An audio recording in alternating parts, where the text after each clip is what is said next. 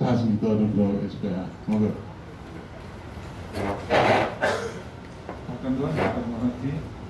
Assalamualaikum warahmatullahi wabarakatuh. Pertama-tama, marilah kita ucapkan alhamdulillah kita bisa berkumpul sekali lagi untuk pengajian bersama dalam keadaan sehat dan bahagia. Selanjutnya kami ucapkan terima kasih kepada Pak Ustadz yang sudah kesal nanti juga hari ini kirana rohani bagi kita semua.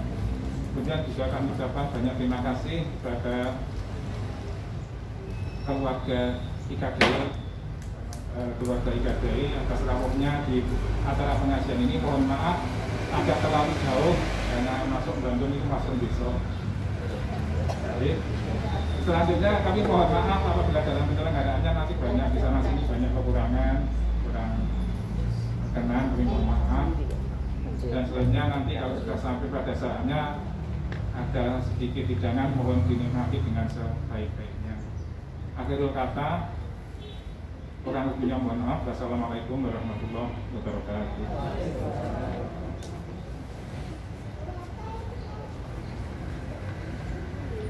Matur nuwun Dr. Sasmito, sepatah dua kata-kata. Betul-betul hanya sepatah dua kata-kata. Tak kira langsung cerita ke wow. Nah, ternyata benar. Acara saat ini pun kedahipun perwakilan saking pengurus IKI Yogyakarta, tapi saat demikian dalam nikah dari lalu kula suwun langsung Pak Ustadz ini, langsung siraman rohani saking Ustadz Rizal. Monggo wekdal kula mangkaken.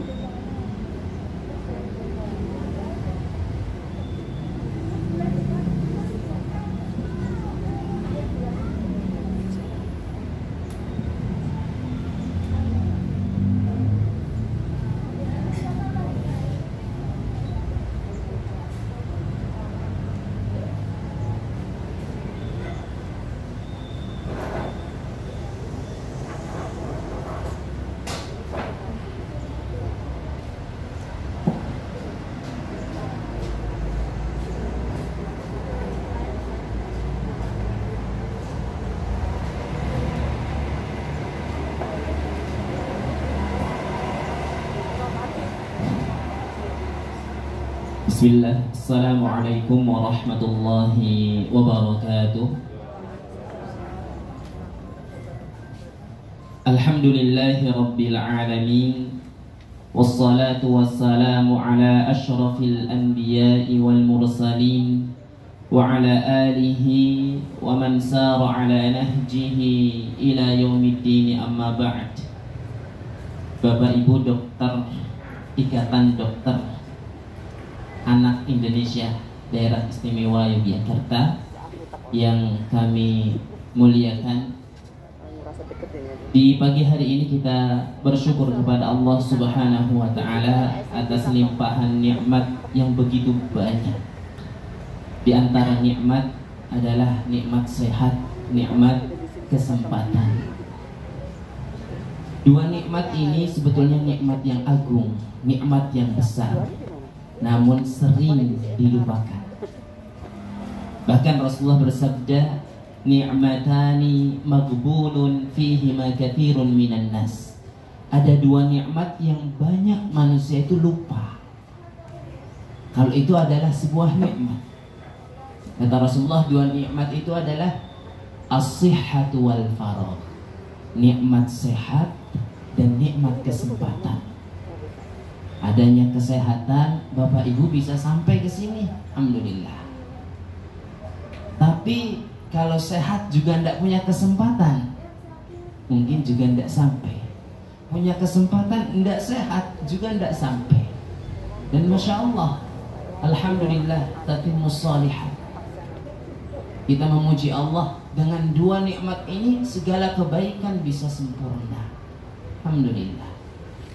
Kemudian Bapak Ibu yang dimuliakan oleh Allah Subhanahu wa Ta'ala, berikutnya tidak lupa kita bersalawat kepada baginda kita Nabi Muhammad sallallahu alaihi wasallam, juga kepada para sahabat, para tabi'in, tabi'ut tabi'in, dan kepada seluruh umatnya hingga hari kiamat kelak. Rasulullah sallallahu alaihi wasallam bersabda, "Man shalla alayya salatan sallallahu biha ashran." Barang siapa yang bersolawat kepadaku 1 kali, Allah akan balas dengan 10 kali solawat. Maka pantas kalau Rasulullah sallallahu alaihi wasallam sebutkan dalam hadis lain, "Al-bakhilu man dzukirtu indah wa lam yusalli alayya." Orang yang kikir adalah orang yang ketika namaku disebutkan di sisinya namun dia tidak bersolawat kepadaku. Kenapa disebut kikir oleh Rasulullah? Karena solawat itu yang kita sebutkan kembalinya kepada kita, dan kembali dengan jumlah yang lebih banyak. Maka kualitas dan kuantitas kembali kepada kita. Maka kalau kita nggak mau secara kualitas dan kuantitas kembali kepada kita, berarti pantas kalau disebut dengan pelit, kikir.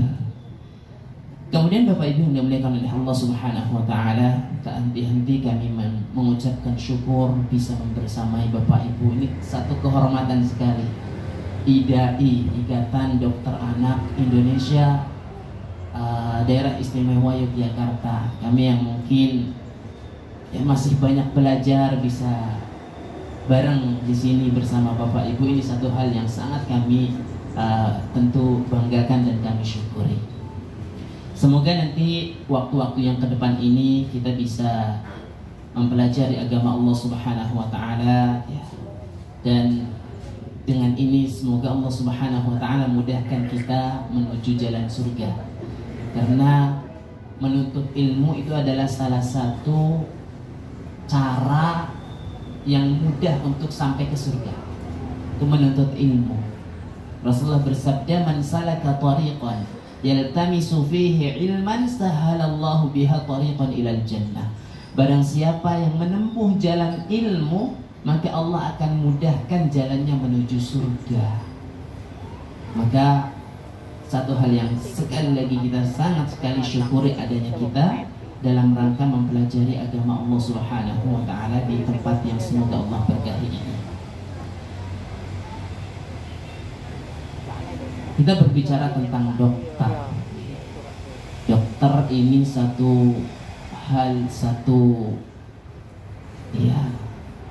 yang sangat mulia. Satu hal yang sangat mulia. Bisa membantu menyembuhkan anak-anak. Ini satu hal yang sangat mulia. Dan ternyata dalam agama juga ada dokter, selain dokter fisik juga ada dokter rohani. Maka kita akan berbicara tentang sisi rohaninya. Jadi kalau soal sisi fisik kita tidak mungkin bisa bicara kami di sini tentang itu. Tapi kami sedikit akan berbagi tentang bagaimana menyikapi hati.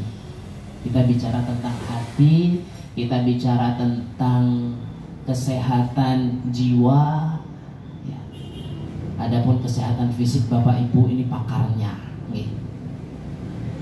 Kenapa kita sangat penting untuk berbicara tentang kesehatan hati? Imam Ibnul Qayyim Al-Jauziyah pernah menyebutkan tentang pentingnya memperhatikan kesehatan hati sebagaimana pentingnya memperhatikan kesehatan fisik. Bahkan beliau menyebutkan hayatul qalbil abdu awla bil ihtimami min jasadihi. Kehidupan hati seseorang, kesehatan hati seseorang itu lebih bisa bahkan disebutkan oleh beliau itu lebih penting diperhatikan. Bukan berarti kita menyampingkan kesehatan fisik. Kenapa beliau sebutkan demikian? Karena terkadang ada orang yang secara fisik sehat, tetapi karena batinnya sakit, lambat laun fisik ikut sakit. Maka menyembuhkan tidak hanya sekedar dengan fisik terkadang, tetapi juga perlu dengan disertai pengobatan secara rohani, secara batin. Kadang anak-anak sakit, kenapa sakitnya? Mesti ada faktornya. Faktornya apa? Boleh jadi lingkungan sekitarnya ada hal yang membuat dia demikian, yang kemudian batinnya terasa tertekan dan yang lain sebagainya, kemudian pada akhirnya fisiknya sakit. Mungkin sampai ke sana. Dan ini dibicarakan dalam mungkin dokter-dokter atau psikolog berbicara tentang hal itu. Tapi kita akan bicara tentang kacamata syariat kita, bagaimana demikian. Beliau mengatakan, pengarang buku ini namanya Fuad Nikmah, dan beliau mensarikan dari bukunya Imam Ibnu Qayyim Al-Jauziyah dan Al-Ghazali. Beliau mengatakan, mautul jasad yaqta'uhu 'anid dunya. Sebab kenapa perhatian kepada rohani itu juga penting, karena kematian jasad itu selesai dari dunia sudah. Namun kalau mautul qalbi tabqa alamuhu abadal abad. Tapi kalau kematian rohani, maka dampaknya tidak sampai di dunia saja, tetapi sampai kepada akhirat. Ini kita percayai sebagai seorang muslim dan muslimah. Kalau sakit fisik terasa sakitnya, dan itu akan selesai dengan kita meninggal di dunia. Tapi kalau sakit hati, hatinya mati, mungkin boleh jadi di dunia fisiknya masih hidup, tetapi hatinya mati, maka dampaknya tidak hanya di dunia, dibawa sampai kepada kehidupan akhirat kita. Ini yang sangat sekali kita khawatirkan. Oleh karena demikian tadi beliau katakan sangat penting memperhatikan juga kehidupan jiwa kita. Bapak Ibu yang dimuliakan oleh Allah Subhanahu wa taala, Rasulullah sallallahu alaihi wasallam pernah bersabda dalam sebuah hadis yang sahih. Beliau bersabda, "Ala inna fil jasadi mudghah." Ketahuilah dalam jasad itu ada satu gumpalan. Yang gumpalan itu idza salahat salahal jasadu kulluh wa idza fasadat fasadal jasadu kulluh. Apabila gumpalan itu rusak, maka semua tubuhnya akan ikut rusak. Dan apabila gumpalan itu bagus, maka akan memancarkan kebagusan kepada seluruh anggota tubuhnya. Apa itu gumpalan yang ada pada jasad kita? Ala wahyal qalb. Kata Rasulullah, gumpalan itu adalah hati. Ini yang dimaksud bukan liver. Yang dimaksud adalah tentang hati yang berbicara tentang rohani. Bukan soal liver. Oh, kalau liver berarti nanti badannya digerogotin, kita nggak paham kalau soal itu. Wallahu a'lam. Bapak Ibu yang lebih tahu tentang hal ini. Tapi yang dimaksud di sini adalah ketika hati itu baik, maka akan memancarkan kepada kebaikan pada tidak hanya fisik tetapi gerak-gerik. Gerak-gerik juga ikut baik. Sebaliknya kalau rusak, maka dalam gerak-gerik rusak, dan boleh jadi secara fisik ikut rusak. Kenapa? Tadi dia banyak pikiran sehingga lemah jiwanya. Ketika lemah jiwanya, ada sedikit masalah, kemudian terfikirkan dengan sangat mendalam, karena terus berpikir sehingga membuat fisiknya drop.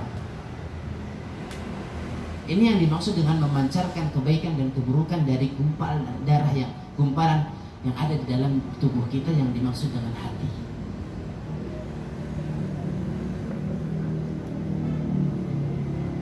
Para ulama, di antara para ulama ada yang menyebutkan, dinukil oleh beliau Fuad Nikmah, ya ajaban minan nas yabkuna ala man mata jasaduhu wa la yabkuna ala man mata qalbuhu wa huwa asyad. Sungguh mengherankan, kata beliau.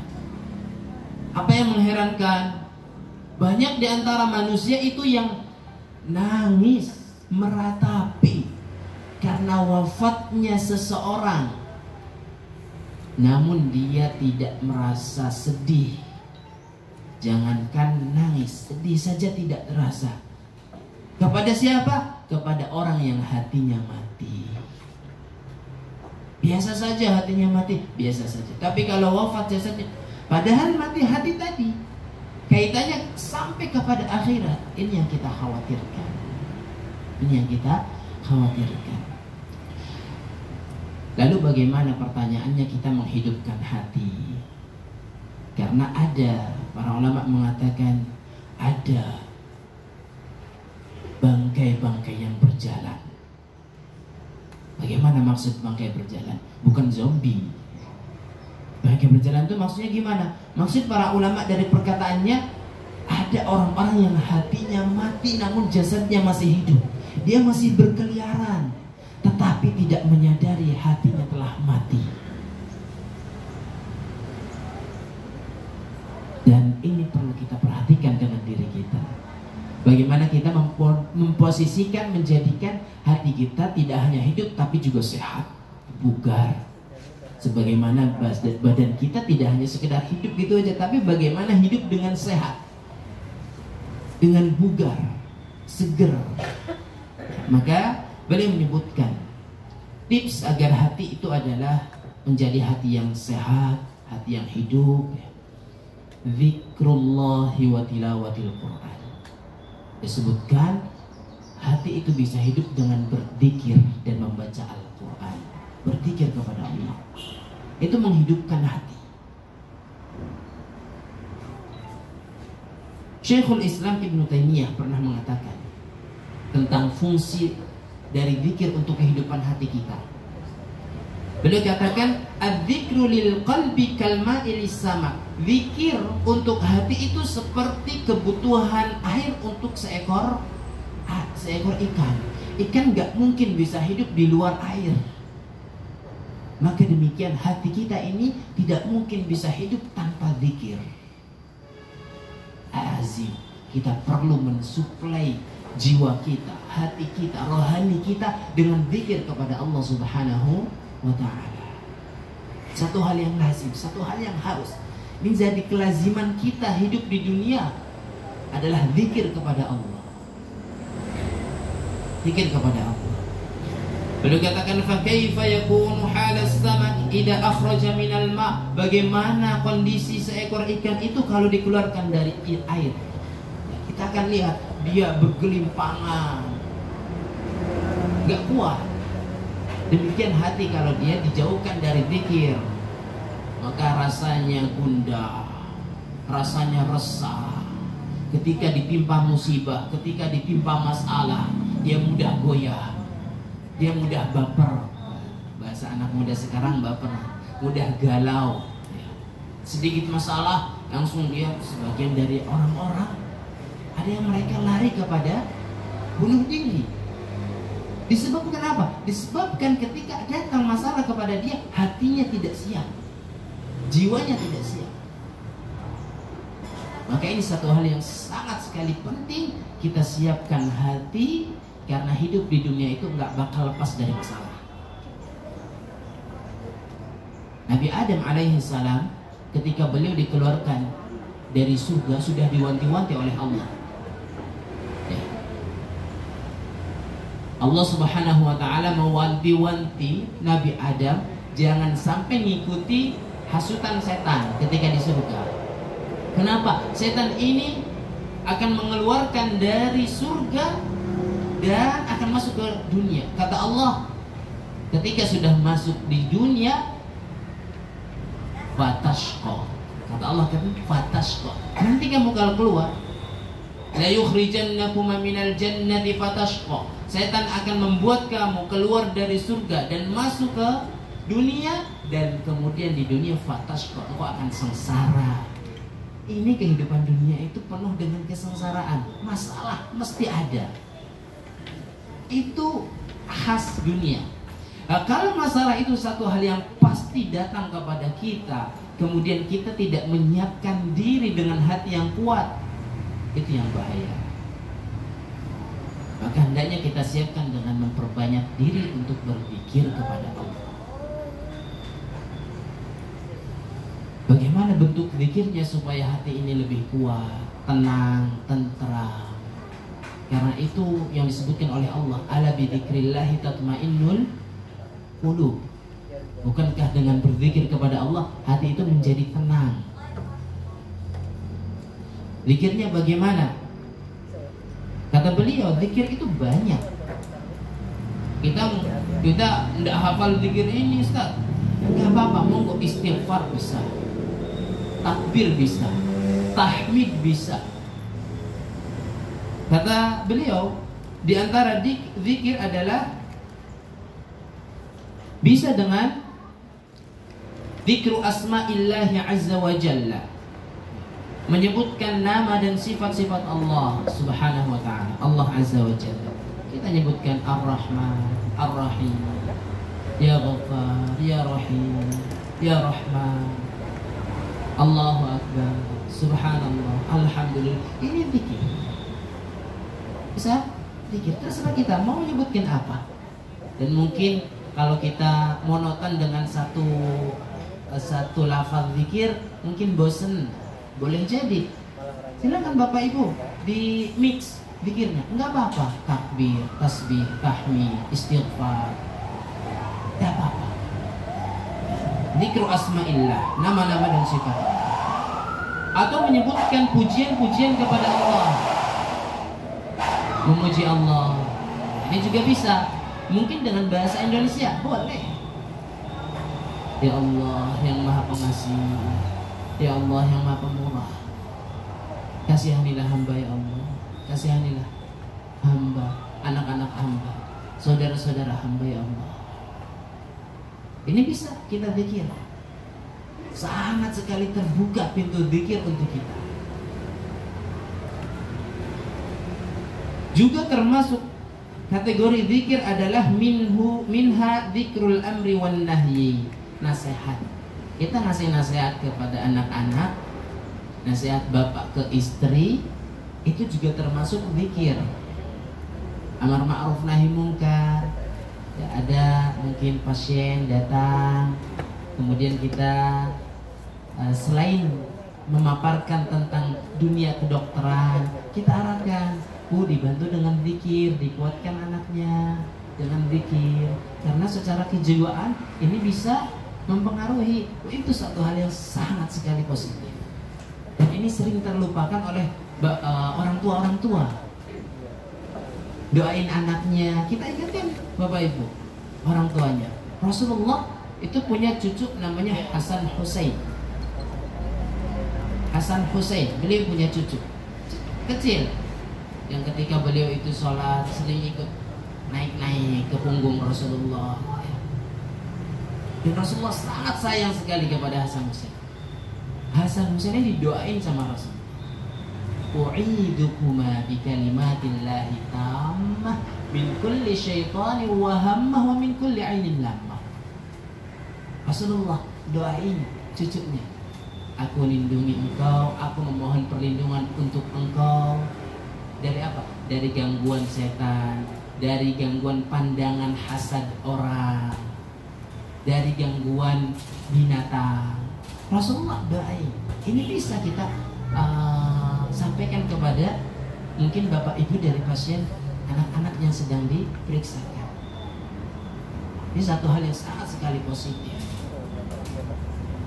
Tidak bisa dengan doa yang tadi disebutkan oleh Rasulullah. Tidak apa-apa dengan doa yang bahasa Indonesia. Mungkin ada di antara bapak ibu dari pasien itu tidak ada yang bisa bahasa Indonesia, pakainya Jawa. Kadang gitu. Tapi tidak apa-apa pakai bahasa Jawa. Ini sangat sekali mempengaruhi terhadap anak-anak. Sangat sekali mempengaruhi. Hanya dipraktekkan oleh Rasulullah Sallallahu Alaihi Wasallam. Kemudian Bapak Ibu yang dimuliakan oleh Allah Subhanahu Wa Taala, juga contoh zikir dari Rasulullah Sallallahu Alaihi Wasallam yang ini menunjukkan sangat sekali spesial amalan zikir itu. Sangat sekali spesial amalan zikir itu. Rasulullah pernah bersabda, "Man qala la ilaha illallah wahdahu la syarika lah lahul mulku wa lahul hamdu wa huwa ala kulli syai'in qadir. Jadi kalau Bapak Ibu bisa menghafal, toh. La ilaha illallah wahdahu la syarika lah. Lahul mulku wa lahul hamdu wa huwa ala kulli syai'in qadir. Ini salah satu zikir yang dibaca setelah salat. Kata Rasulullah, bacaan itu ketika dibaca setiap hari fil yaumi mi'ata marrah kanat lahu ta'dilu 10 riqabin. Bacaan itu seperti membebaskan 10 budak. Membebaskan 10 budak. Kalau sekarang tidak ada perbudakan. Zaman dulu ada perbudakan, dan Islam itu sangat sekali menganjurkan untuk membebaskan budak-budak sampai dijadikan sebagai salah satu kafarat, bebaskan budak. Kemudian juga di sini disebutkan bebaskan budak. Jadi menghilangkan perbudakan di dunia ini adalah salah satu misi Islam. Salah satu misi Islam. Bahkan banyak hal-hal yang kemudian dari konsekuensi perbuatan dosa dalam Islam itu konsekuensinya bebaskan budak. Dia memerangi perbudakan Islam itu. Dan membebaskan budak itu tidak murah, mahal. Nah, dengan membaca zikir tadi 100 kali setiap harinya, itu lebih baik dari membebaskan 10 budak. Selain itu kutibat lahu mi'ata hasanah, ditulis baginya 100 kebaikan. Wa muhiyat anhu mi'ata sayyi'ah, dan dihapus darinya 100 keburukan. Wa kanat lahu hirzan minasyaitan, dan dia terjaga dari gangguan setan di hari itu sampai sore. Luar biasa sekali, banyak sekali faedahnya dari zikir nih Bapak Ibu. Seperti memerdekakan budak bahkan 10, dicatat kebaikan 100, dihapuskan keburukan 100, dilindungi dari gangguan setan. 4 kebaikan yang itu spektakuler semua. Kita ini nggak bisa kalau ada orang yang mau menjahati kita, kita bisa berlindung. Kelihatan orang mau mukul kita, kita bisa nangkis. Sampai kita terpukul, kita bisa lapor ke polisi, diadili. Tapi kalau yang ganggu kita setan, kita mau gimana? Bapak Ibu yang mulia Allah, yang mengganggu anak-anak kita itu setan, kita mau apa? Kita lapor polisi? Gak mungkin, kata polisi, ini gak masuk akal. Bahkan terkadang kita lihat dari gangguan setan membuat fisik seseorang seperti apa, kemudian datang ke dokter, dokter pun bingung ini apa, padahal mungkin sudah diberikan arahan-arahan dan sudah dilakukan, dan ternyata itu bagian dari gangguan setan. Lalu bagaimana kita bisa menghindar dari gangguan setan? Karena nggak kelihatan, ini musuhnya nggak kelihatan. Kalau orang yang musuh kita, kita bisa berlindung, kita bisa melawan. Tapi kalau ini setan nggak kelihatan, maka salah satunya adalah dengan zikir inilah kita bisa berlindung dari gangguan setan. Luar biasa Bapak Ibu. Kemudian ada zikir lain. Rasulullah menyebutkan man qala subhanallahi wa bihamdihi gharasat lahu nakhlatan fil jannah.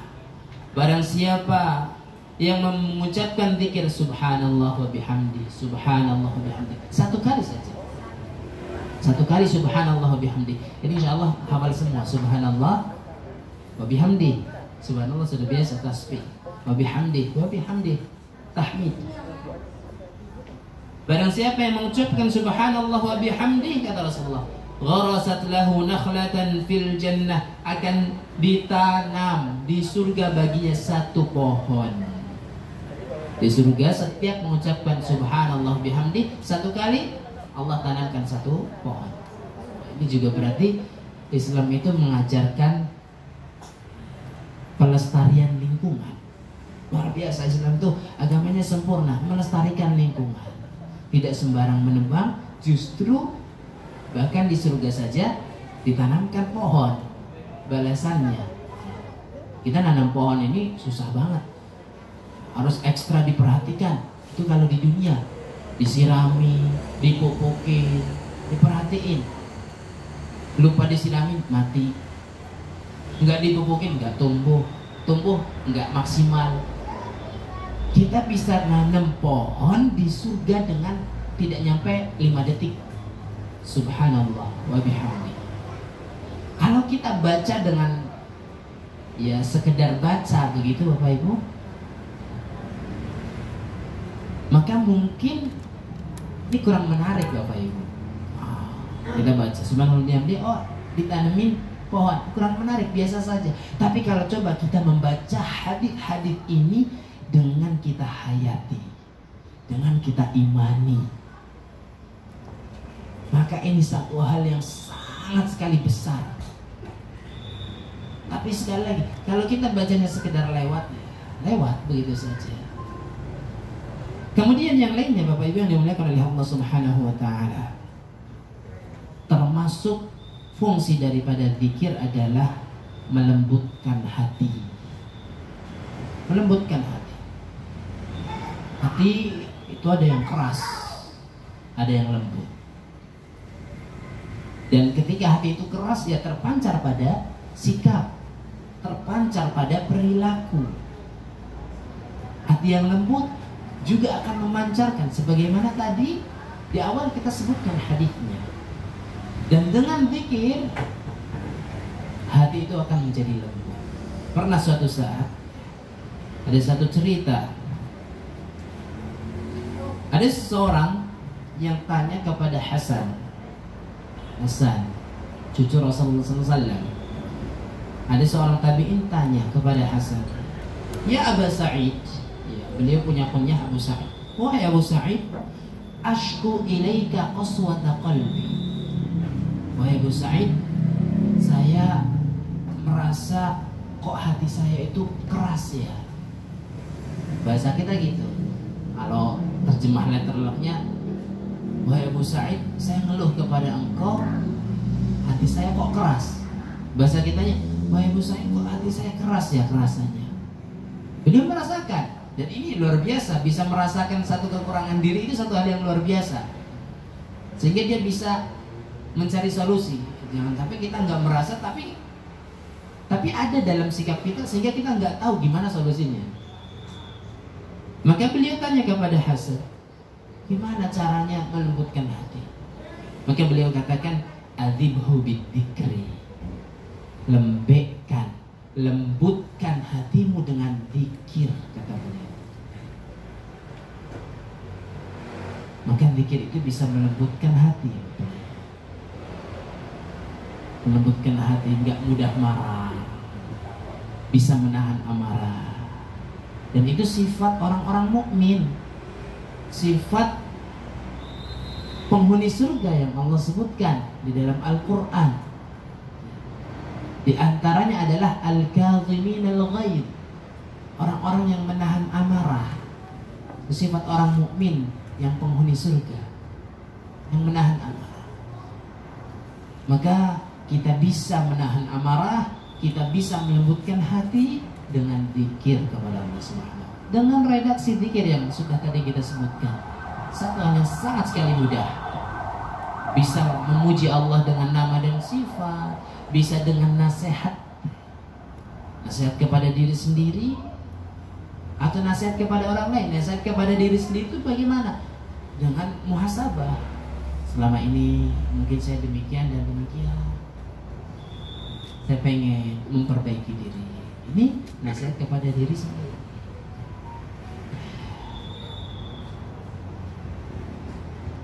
Abu Musa Al-Ash'ari pernah meriwayatkan hadis dari Nabi Sallallahu Alaihi Wasallam. Nabi Sallallahu Alaihi Wasallam pernah bersabda dalam hadis yang diriwayatkan oleh Imam Bukhari, "Mathalul ladzi yadhkuru rabbahu wal ladzi la yadhkuru rabbahu mathalul hayy wal mayyit." Perumpamaan orang yang tidak berzikir kepada Allah dengan yang berzikir kepada Allah itu seperti orang yang mati dan yang hidup. Seperti orang yang mati dan yang hidup. Jelas. Namun kalau hati itu sudah mati, maka dia tidak akan merasakan ketika dia jauh dari Allah. Kalau sudah mati, Itu bahayanya demikian. Kemudian Bapak Ibu yang dimuliakan oleh Allah Subhanahu wa taala, dan zikir yang paling utama, zikir yang paling utama dari banyak zikir, memuji Allah, dari yang tadi kita sebutkan, dari subhanallah wa bihamdi dan yang lainnya, yang paling utama, dan saya yakin Bapak Ibu semuanya bisa. Apa itu? Tilawatul Quran, baca Quran. Yang paling utama dari zikir-zikir adalah tilawatul Quran, baca Quran. Kita bisa mengistiqomahkan bacaan Quran kita, nggak apa-apa, nggak terlalu banyak, nggak apa-apa. Setiap hari 1 ayat, tapi istiqomah 2 ayat. Perlahan kita tingkatkan. Dan Rasulullah bersabda, ahabbul a'mali ilallah adwamuha. Amalan yang paling dicintai oleh Allah itu yang paling istiqomah. Wa in qalla, sekalipun sedikit. Jadi kita baca Quran sehari 1 ayat tidak apa-apa. Yang penting kita istiqomahkan. Bisa lebih dari itu, luar biasa.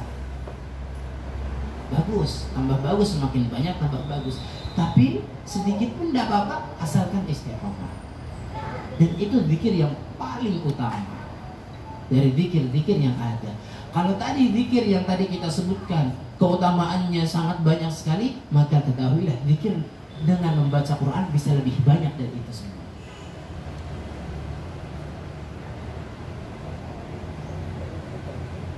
Pernah disebutkan oleh Ali bin Abi Thalib atau Uthman bin Affan. Uthman bin Affan pernah menyebutkan, beliau mengatakan, "Lau taharat qulubukum ma syabi'at min kalami rabbikum."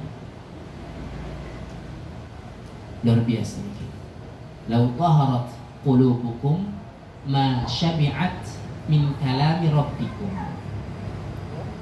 Seandainya hati kalian itu, kata Uthman bin Affan, seandainya hati kita ini itu bersih, masyabi'at min kalami rabbikum, mesti nggak bakal merasa kenyang dari baca Quran, nggak merasa puas. Jadi kalau baca Quran kita setiap hari kita longgarkan, untuk memang betul-betul kita longgarkan waktu, bukan kita baca Quran ketika waktu longgar, tetapi memang kita longgarkan waktu, kita alokasikan waktu untuk baca Quran. Sedikit kenapa, seayat. Satu hal yang saya yakini, perlahan pasti akan merasa pengen tambah. Pasti. Kalau rutin 1 ayat, suatu saat Bapak Ibu mesti akan pengen nambah. Kenapa? Karena tahu fungsi dari Al-Quran, menenteramkan. Semakin banyak membaca Al-Quran dalam hari itu akan semakin sekali menenteramkan. Semakin menenteramkan. Kita bisa praktek, monggo. Ini kita challenge gitu ya. Kita menantang diri kita sendiri. Dan kita mencoba untuk membedakan hari yang di situ kita baca Quran dengan hari yang di situ kita tidak baca Quran. Kita bisa coba bedakan, rasakan. Kenyamanan di hati, ketentraman di hati itu akan terasa sekali bedanya. Ini kami praktek sendiri. Ketika kok lupa baca Quran, rasanya beda. Dan ketika baca Quran dan semakin banyak bacaannya, itu rasanya kok nyaman, tentram. Bukan maksudnya rezekinya lancar banyak dan yang sebagainya. Tidak, ada kenyamanan tersendiri dalam jiwa kita, dalam hati kita ketika membaca Al-Quran. Namun yang kita khawatirkan, yang sebagaimana tadi kita sebutkan, ketika hati kita ini mati, maka kita nggak tahu rasanya nyaman dengan dekat dengan Allah. Sehingga ketika jauh pun nggak tahu rasanya kalau lagi jauh. Jadi kita bisa membedakan kalau kita tahu rasa dua-duanya. Tapi kalau nggak tahu rasanya salah satu, maka kita nggak bakal bisa membedakan. Contoh mungkin kita bisa membedakan antara jarak yang dari Sleman ke Bantul dengan jarak yang mungkin dari Kulon Progo masih tergantung ya, Kulon Progo ke Bantul Selatan bisa dekat, dari Kebumen ke Bantul. Tidak mungkin bisa membedakan rasanya antara dua jarak tersebut kalau tidak merasakan kedua jaraknya.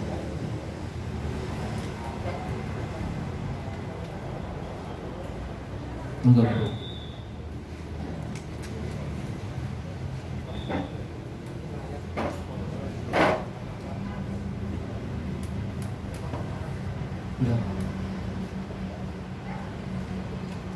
Kita bisa merasakan ketika kita tahu rasa dua-duanya.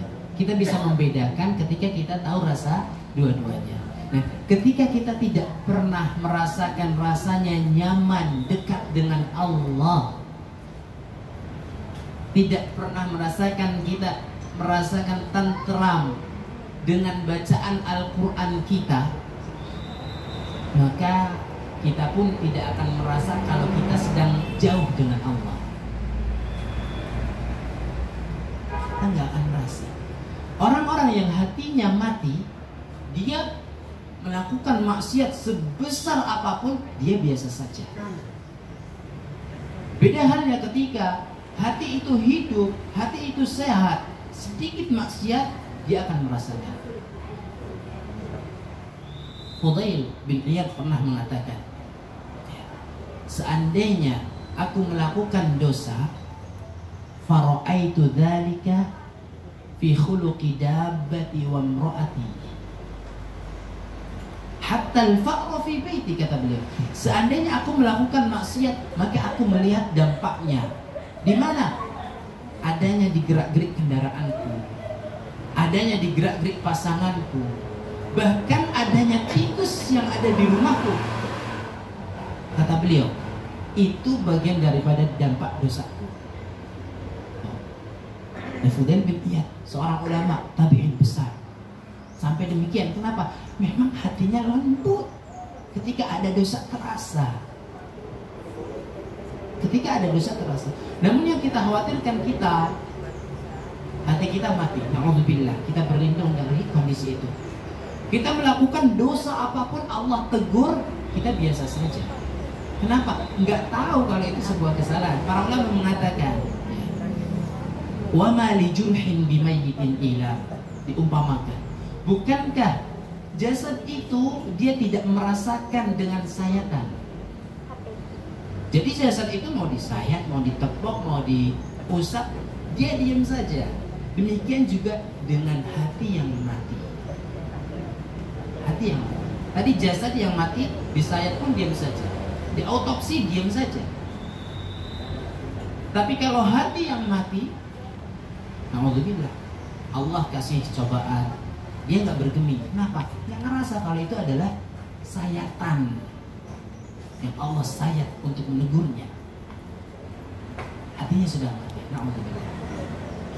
Maka Bapak Ibu yang dimuliakan oleh Allah Subhanahu wa Ta'ala, kita berupaya, mencoba, berusaha untuk bisa menghidupkan terus hati kita, bisa menghidupkan terus jiwa kita, rohani kita. Salah satunya adalah dengan zikir dan membaca Al-Quran. Apakah cukup dengan itu? Maka para ulama mengatakan yang namanya membersihkan diri, menyucikan diri itu dengan dua hal. Pertama dengan tahliyah. Apa itu tahliyah? Tahliyah adalah dengan memperbagus, mempercantik, mempermanis. Salah satunya dengan zikir tadi, dengan sholat, dengan baca Quran, dengan banyak ketaatan. Cukup dengan itu? Enggak. Yang kedua dengan tahliyah. dengan melepaskan sesuatu. Apa itu melepaskan? Melepaskan diri dari gundukan dosa. Ketika kita mencoba untuk taat dengan sholat kita, dengan zikir kita, tetapi di sisi lain kita masih melakukan banyak sekali dosa, maka sangat sulit sekali kita bisa mendapatkan jiwa rohani kita yang tenteram. Maka dua hal ini perlu. Zikir yang sebagai bentuk tahliyah dan melepaskan diri dari maksiat sebagai bentuk tahliyah. Kita akan menyebutkan 4 hal yang bisa mengotori hati. Yang ini kita jadikan poin sebagai bentuk tahliyah kita, melepaskan diri dari perbuatan dosa itu. Apa saja? 4 hal yang disebutkan di sini adalah sebetulnya sangat sekali berkaitan dengan kehidupan kita. Sangat sekali berkaitan dengan kehidupan kita sendiri. Boleh menyebutkan hal yang bisa membuat hati sakit. 4 hal secara umum, semua maksiat. Namun beliau fokus ke 4 hal ini. Kenapa? Karena sering bersinggungan dengan kehidupan kita. Yang pertama adalah fudulul kalam. Fudulul kalam itu banyak bicara. Bahasa kita gampangannya, mohon maaf, cerewet. Ternyata cerewet itu bikin hati sakit. Ternyata biasa. Kenapa? Karena ketika kita banyak bicara, mesti banyak salah. Sedikit bicara, sedikit salah. Kita itu manusia biasa, sering keceplosan. Nah, kalau kita banyak bicara, keceplosannya mesti sering. Ketika kita terlalu banyak bicara, maka terkadang banyak yang tersakiti. Boleh jadi. Maka pada dasarnya kita dianjurkan diam. Maka Rasulullah SAW menganjurkan kita, memerintahkan kita untuk memilah kata. Beliau katakan, "Man kana yu'minu billahi wal yawmil akhir falyaqul khairan aw liyasmut." Barang siapa yang beriman kepada Allah dan hari akhir, maka bicaralah yang baik atau diam. Berarti ketika mau kita bicara, kita harus memilah kata. Ini baik enggak? Ini menyakitkan saudara kita atau enggak? Ini kira-kira membuat masalah enggak? Termasuk dari kata-kata adalah saat ini mungkin diam, tetapi dengan tulisan. Dengan tulisan gimana? Contoh yang lagi viral nih, Biorka ya. Biorka ada bicara? Enggak ada. Biorka enggak ada bicara. Mungkin sempat ada keluar video tapi enggak banyak. Tapi sikap dia, tulisan dia, itu banyak sekali orang jadi sibuk dengan ngurusin dia. Kalau zaman sekarang sudah lagi tidak hanya berkutat pada ucapan, tapi juga sudah kepada tulisan. Jadi kita sedikit-sedikit nulis sesuatu yang membuat orang tersakiti, bahkan itu ranahnya ranah publik yang semua orang bisa mengakses dan semua orang bisa tersakiti.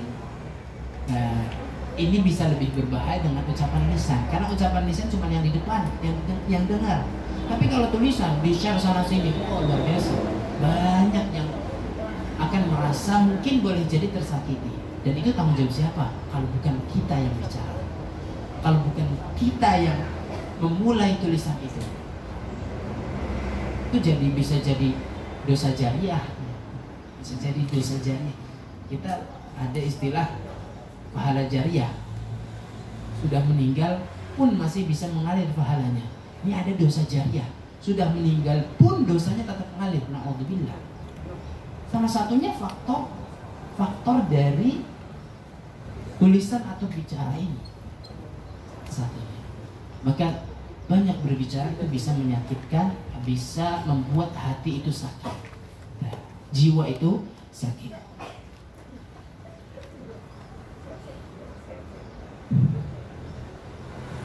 Rasulullah Shallallahu Alaihi Wasallam bersabda, "Man yadman lima baina lihyaihi wa fakhidaihi adman lahul jannah." Ini satu jaminan dari Rasulullah. Kita percaya, kita beriman kepada sabda Rasulullah. Ini jaminan Bapak Ibu. Barang siapa yang bisa menjamin hal yang ada di kedua janggutnya, maksudnya adalah janggut dan kumisnya, dan yang dimaksud lisan. Barang siapa yang bisa menjamin keselamatan lisan dan keselamatan kemaluannya, kata beliau, adman lahul jannah, aku jamin baginya surga. Ini yang menjamin Rasulullah, Bapak Ibu. Surga dijamin untuk orang-orang yang semacam ini, orang-orang yang menjaga lisannya, orang-orang yang memastikan ketika mau berucap itu adalah ucapan yang bermanfaat dan baik dan lepas dari menyakiti kepada orang lain. Jaminan surga. Dan para ulama, Abu Hurairah pernah mengatakan, "Aktsaru ma yudkhilun nasan naru ma yudkhilun nasun nara al-ajwafan." Kebanyakan yang membuat manusia itu masuk ke dalam neraka adalah ajwafan, dua lubang. Apa lubang itu? Al-famu wal farju, mulut dan kemaluan. Ini yang paling banyak membuat orang masuk neraka. Maka keselamatan lisan kita itu keselamatan akhirat kita, Bapak Ibu.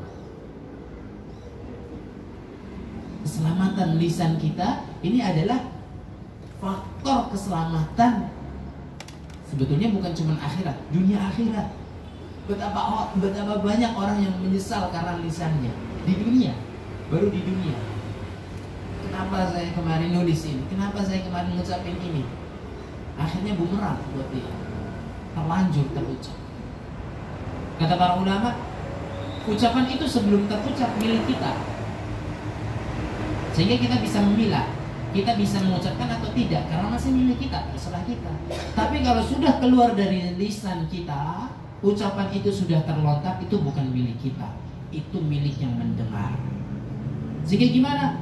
Terserah yang mendengar. Mau merasakan sakit, berarti itu konsekuensi kita dosa karena menyakiti dia. Atau dia menafsirkan yang lain-lain, boleh jadi itu sudah milik orang. Kita nggak bisa ngambil lagi. Enggak, saya nggak, itu maksudnya.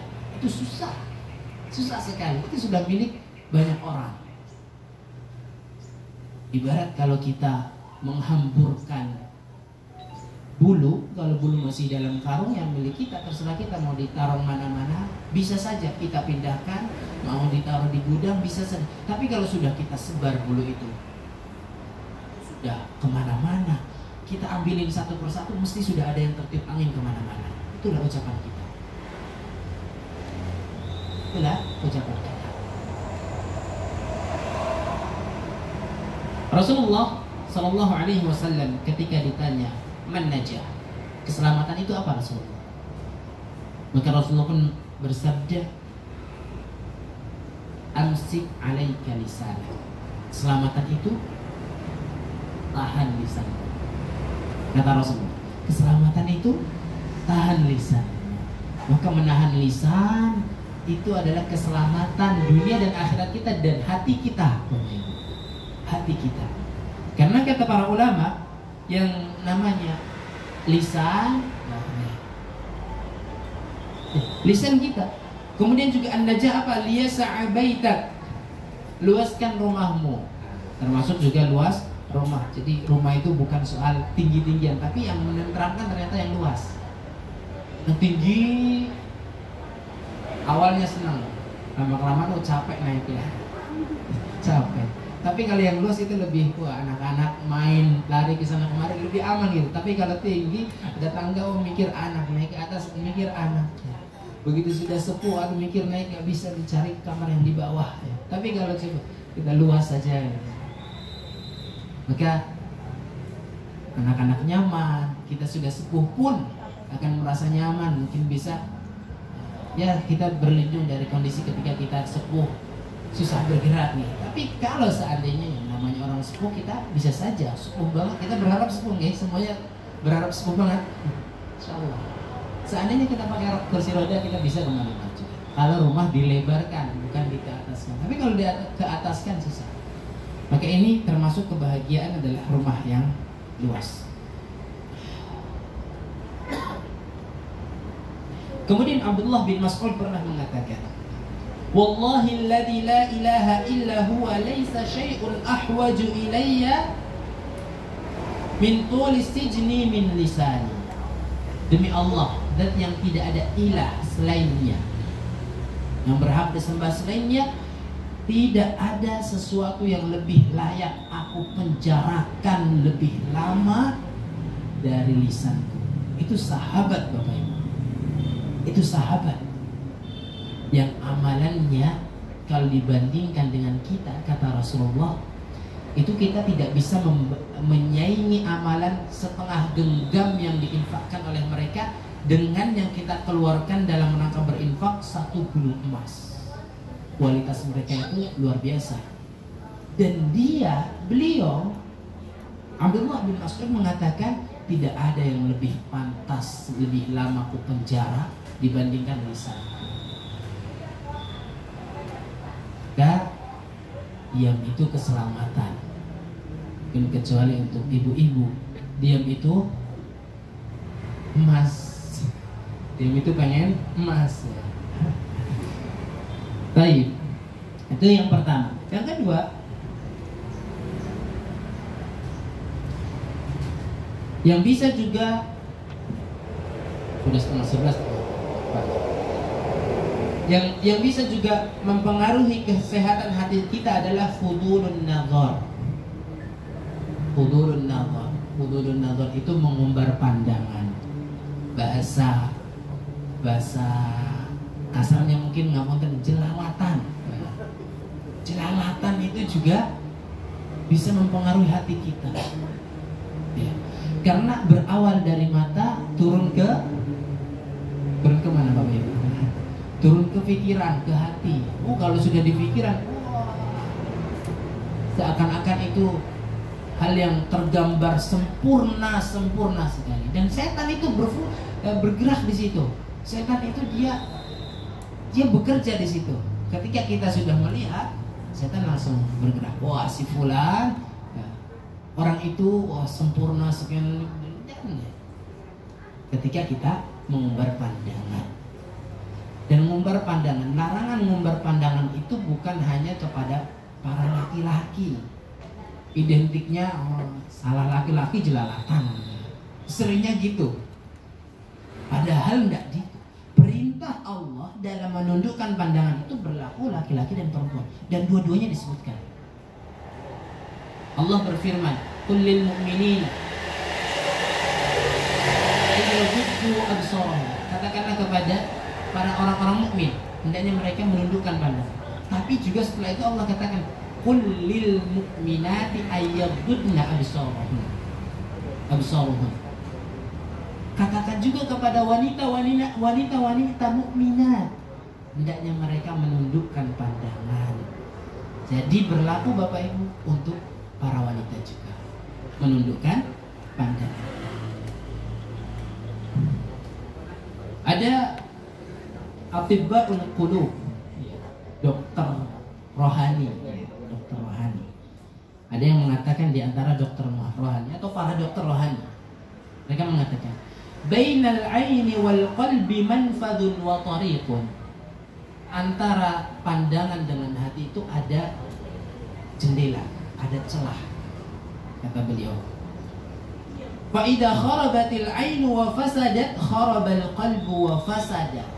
Kalau mata ini sebagai jendela tadi, maka ketika mata itu sebagai jendela rusak, maka kharabal qalbu wa fasada, maka hati juga akan ikut rusak. Kenapa? Ya pintunya sudah rusak duluan. Ya ibarat rumah nggak di pintu, nggak dikasih jendela dibuka, pintunya dibuka, maka orang akan sangat bebas-bebasnya hilir mudik masuk untuk urusan apapun. Dan boleh jadi masuk di dalam ngapa-ngapain, keluar lagi nggak beres-beresnya. Boleh jadi seperti itu. Dan banyak yang seperti itu. tambah rusak, tambah semrawut rumahnya. Nah, bagaimana kalau hati kita ini pada dasarnya bersih, tapi ternyata jendela kita rusak? Masuklah banyak hal yang ternyata merusak hati. Nah ini, maka mata sebagai jendela hati kita hendaknya kita jaga dengan benar-benar. Kemudian yang ketiga, ini juga mungkin boleh jadi sering kita lakukan, namun kita upayakan untuk bisa mengurangi. Apa itu? Fudulut ta'am. Fudulut ta'am. Fudulut ta'am itu apa? Banyak atau berlebihan dalam makan. Berlebihan dalam makan ini sepakat insya Allah di dunia kedokteran, berlebihan dalam makan itu nggak baik. Ini Bapak Ibu, berlebihan dalam makan nggak baik. Dan ternyata dalam agama kita juga demikian. Makanya agama kita itu mensyariatkan puasa wajib, ya, minimal puasa wajib Ramadan sebulan. Kemudian kita disunnahkan puasa juga Senin Kamis, puasa Daud. Ini secara kesehatan mungkin Bapak Ibu sudah lebih paham tentang dampak kesehatan untuk dampak puasa untuk kesehatan. Nampaknya ada penelitian. Sehingga lambung itu tidak terus bekerja, ada istirahatnya. Tapi kalau makan berlebihan terus dikit-dikit makan, maka lambung itu nggak ada istirahatnya. Ibarat otot kita juga capek kalau nggak ada istirahatnya, maka lambung juga demikian. Dan kita lihat bagaimana Rasulullah SAW potret kehidupan beliau bersama para sahabat. Potret Rasulullah bersama para sahabat. Apakah banyak makan? Ataukah bagaimana? Tentu orang yang paling sempurna adalah Rasulullah SAW. Secara kesehatan kita sepakat sehat, sangat sekali sehat Rasulullah. Kesehatan hati maupun kesehatan fisik. Kesehatan hati maupun kesehatan fisik sangat sehat sekali. Kita bisa lihat hadis-hadis bagaimana tentang fisik Rasulullah itu sempurna sekali, sehat. Bahkan perut beliau itu disebutkan datar dengan dada. Ini menunjukkan sehat.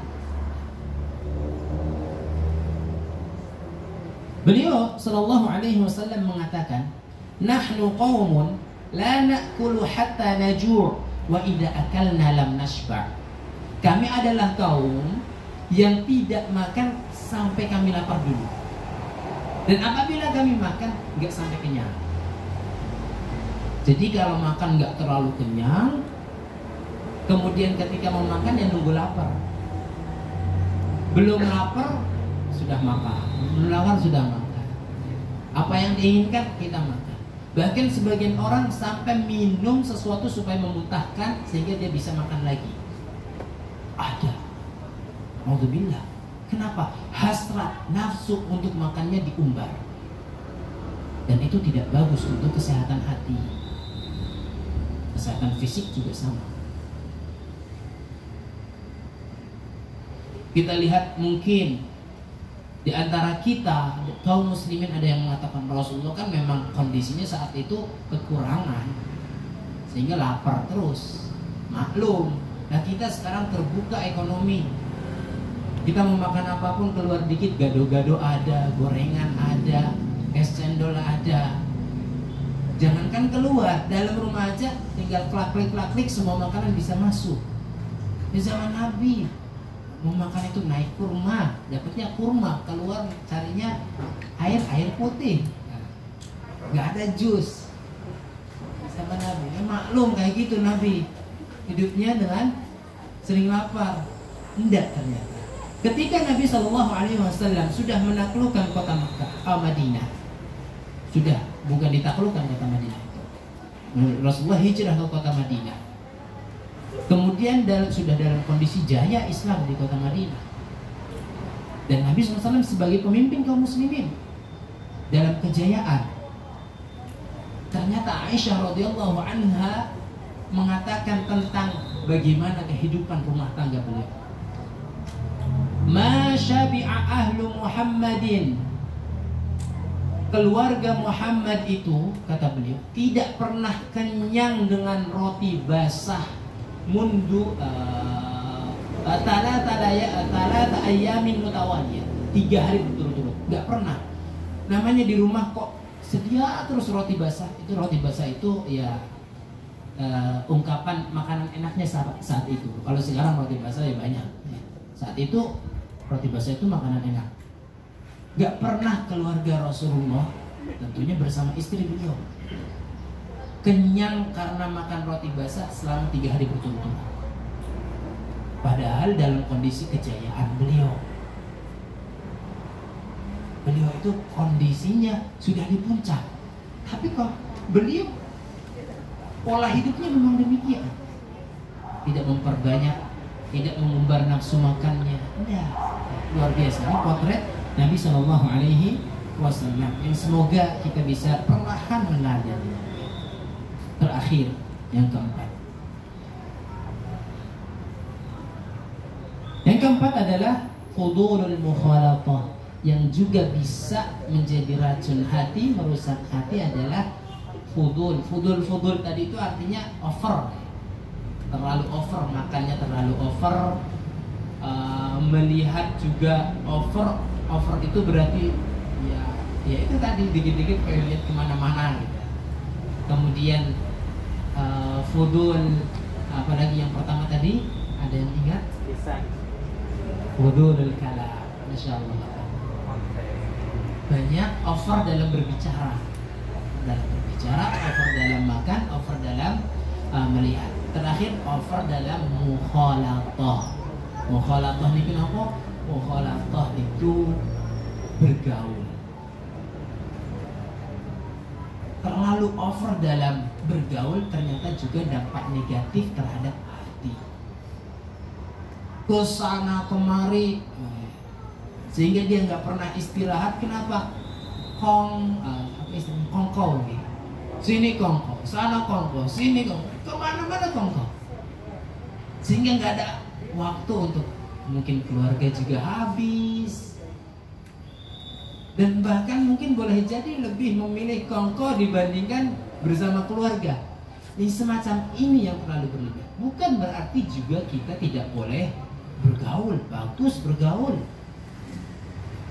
Bahkan Rasulullah SAW menyebutkan al-mu'min, sebaik-baik mukmin adalah alladzi yukhalitun nas. Sebaik-baik mukmin adalah yang bergaul dengan manusia. Jadi bergaul itu bagus. Yang tidak bagus itu yang over, yang terlalu berlebihan, sehingga dia waktu ibadah pun akhirnya karena nggak enak dengan teman-teman dalam kongkownya itu, lewat adzan luput. Apalagi yang sunnah-sunnah udah luput. Kenapa? Habis waktunya untuk main. Hidupnya main, makan, main, makan, main, makan. Nganggur dan nggak ada kerjaan, nggak membuat satu kesibukan, tapi dia buat kesibukannya dengan terlalu main, banyak main, terlalu banyak bergaul, ke sana ke teman, ke sini ke teman, pergi ke sana ke teman, terus dikelilingi. Habis waktunya untuk teman-teman. Karena dalam hal ini, ketika terlalu over, maka kita akan sangat terbuka dengan segala macam orang. Ketika terlalu over, ini kaitannya demikian. Ketika terlalu over, kita akan sangat terbuka dengan segala macam orang. Padahal yang namanya tabiat itu bisa mempengaruhi kita. Dalam pepatah Arab mengatakan at-tabba' sarraqatun. Tabiat itu mempengaruhi. Tabiat itu bisa mencuri. Nah, ketika kita terus mengisi waktu dengan bergaul, sehingga tanpa ada milah pergaulan, karena pokoknya bisa bergaul siapapun. Nah, itu yang dia khawatirkan. Ternyata ada orang yang kita pergauli, orang yang bisa mempengaruhi keburukannya kepada kita. Ini yang dia khawatirkan. Karena Rasulullah juga bersabda, Almar'u ala dini khalili. Seseorang itu di atas agama temannya. Dan alhamdulillah insyaallah kita terkumpulkan dalam, Bapak Ibu dikumpulkan dalam satu ikatan yang baik, ikatan dokter. Dan ini tentunya adalah misi sosial, bukan satu hal yang buruk. Ini satu hal yang sangat mulia sekali. Wa ta'awanu 'alal birri wat taqwa, kata Allah. Saling tolong menolonglah dalam kebaikan. Memberikan pengarahan tentang kesehatan, pengobatan, itu satu hal yang sangat sekali bagus. Maka insyaallah kita terkumpul dalam kumpulan yang baik, dan semoga Allah Subhanahu wa taala terus memberikan taufiknya kepada kita agar kita dalam sehari-harinya terus lebih baik. Ya, karena ya, kalau orang yang sukses itu adalah orang yang hari ini lebih baik dari hari kemarin, besok lebih baik dari hari ini. Tapi kalau hari ini sama dengan hari kemarin, itu belum sukses. Kok sama saja? Maka semoga Allah berikan taufik kepada kita untuk setiap harinya kita bisa lebih baik, lebih baik, lebih baik dalam semua halnya. Semua halnya, semua aspeknya kita bisa lebih baik. Amin ya rabbal alamin. Mungkin ini yang kita sampaikan.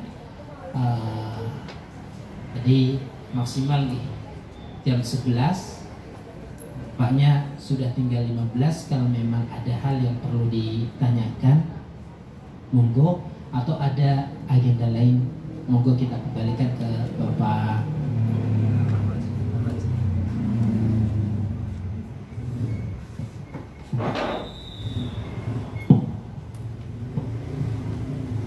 Bapak-bapak, ibu-ibu yang mau bertanya, monggo silakan. Mumpung ada narasumber di sini tentang hal yang tadi disampaikan. Ya.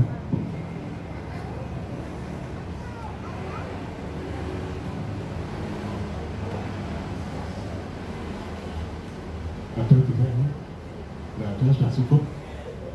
Sudah cukup Ustaz. Kami mohon sebelum diakhiri untuk membacakan doa kami.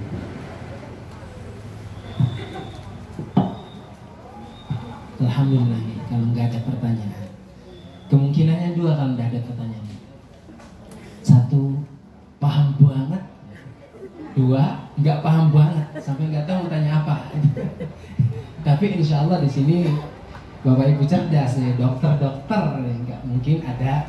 Insya Allah nggak ada opsi kedua ya, opsinya hanya pertama.